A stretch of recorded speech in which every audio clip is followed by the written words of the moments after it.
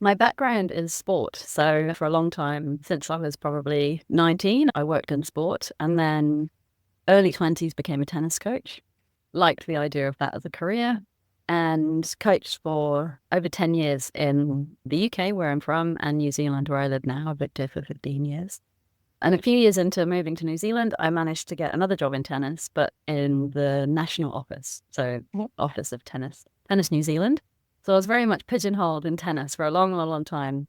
And then during that 10-year period, and then even before, I always did a lot of writing, whether it was business administration or program development or writing lesson plans or even coaching guides. And I tended to be more and more the sort of go-to person for, hey, Jenny, can you have a little look at this? Can you edit this?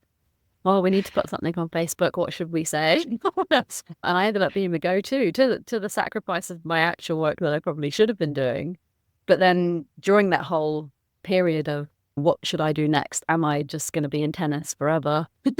Because that, whilst it's great, that's quite an intimidating thought. The flexibility is kind of zero. You're in the office, you have to be in that place. So I was starting to feel a bit restricted in that career.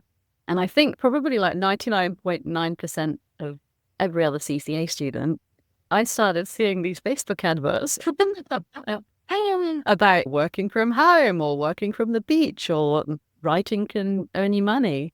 I was like, no, that's just Facebook ad spam. I'm not interested. But I kept seeing them, and at the same time having those thoughts about what I could do next. And so obviously clicked one of the adverts, and I met with like a trusted acquaintance who actually now I work for as well. So he's a client. It was a great catch up with him about, hey, I'm a bit stuck. What should I do? So I was very grateful for him. And he recommended this book to me, which I would recommend to others. And I do often. There's two books I always recommend. This one is called What Color is Your Parachute? And it is a career book. It's been in print for years and years and years. And I never heard of it. I worked through that and realized how much I enjoyed working on my own. Like, I don't think I'd make a great project manager, having to coordinate lots of people. I like kind of working independently with no distractions. I like having a real clear start and finish to a project.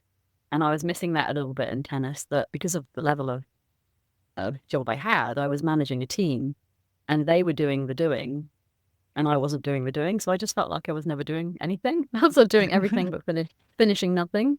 And that's what I love about copywriting is you've got a clear brief, a clear start, and a clear done, and then it's out there and it's finished, and then you can move on to the next project. So, a book helped me understand my preferences, working, how I wanted to work, who I wanted to work with, the type of work I wanted to do. And I probably got 3/4 of the way through it and realized, okay, something to do with writing. It's going to be good. And if you'd have asked me that, I probably would have known it anyway, but it was great to have it reinforced. I started telling people I was sort of interested in doing this on the side.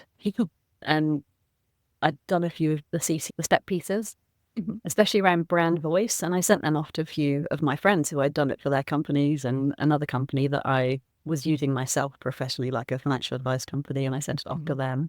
But I loved doing that. And that landed me my first client. I'd done a tone of voice thing for her business. And within a week, she'd emailed me back going, oh, this copy thing, like, actually, I might have some work for you. So I remember my first job was for her, writing some scripts for a video series that she was filming. I was so stoked to send my first invoice. And it's probably only $150 or something like that. But I was like, oh my goodness, I'm sending someone work and they're sending me money. And I've done this all on my own. I've still got this full-time job, but it was just thrilling. It was so, so cool. But finding this new energy through copywriting and through another door opening and going, oh, actually, I could go that way, led me to hand my notice in at tennis. And I'll still remember that evening where, we agreed, okay, I'm going to hand my notice in, tomorrow or the next day, whenever it was.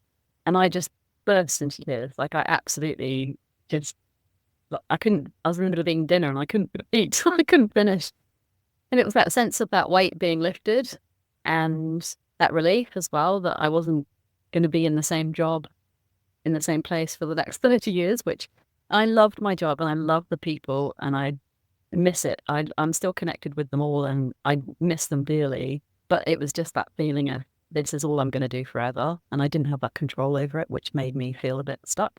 Yeah, and I still remember that moment. You go, Mhm. God, I can't believe I did that for so long, or I can't believe I put up with that. I used to sit at my desk looking at the soap cans, looking at people on the cameras going, oh, what time is it? And now that's you. So Yeah. I do love the fact that like with this career and working for yourself, you can build in life admin, whether it's doctor's appointments or grocery shopping or service or something more luxurious. You Mhm. can build that into your 9 to 5, Monday to Friday, rather than having to kind of cram it in the weekend or in the evenings when everyone else is doing it. I always had this idea that I would want to sort of be in New Zealand 9 months of the year and overseas for 3.